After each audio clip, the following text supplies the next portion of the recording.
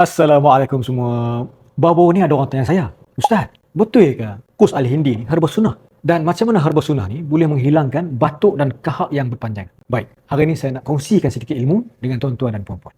Kurs Al-Hindi ni merupakan herba yang dah digunakan sejak 1400 tahun dulu dalam perubatan Islam dan telah disahihkan dalam hadis Bukhari, Sahih Al-Bukhari, hadis 5692. Rasulullah sallallahu alaihi wasallam bersabda, "Alaikum bihadzal 'udil hindi, fa inna fihi sab'ata ashfiyah yusta'atu bihi minal 'uzrati wa yuladdu bihi min zatil jambi." Maksudnya, gunakanlah ud Al-Hindi kerana padanya terdapat 7 penawar. Antaranya ialah penyakit dada dan masalah tekak. Nak sahihkan lagi kenyataan ni, herba ni dah dikaji oleh pakar perubatan moden dan mendapati yang kurs Al-Hindi ni kaya dengan antioksidan, anti-inflammation dan antibiotik. Maksudnya, kurs Al-Hindi ni boleh membantu badan kita dari segi mengurangkan keradangan dalam saluran pernafasan kita dan melawan jangkitan yang ada. Kalau tuan-tuan dan puan-puan nak tahu, saya ni sebenarnya memang ada masalah asma ataupun lelah. Memang dari kecil sampai tua, sampai lah ni, tak boleh nak buat aktiviti lasak sikit pun. Kalau tak, mulalah main balik lelah asma tu. Lepas saya amalkan kurs Al-Hindi ni, alhamdulillah dengan izin Allah, asma, lelah tu semua hilang terus.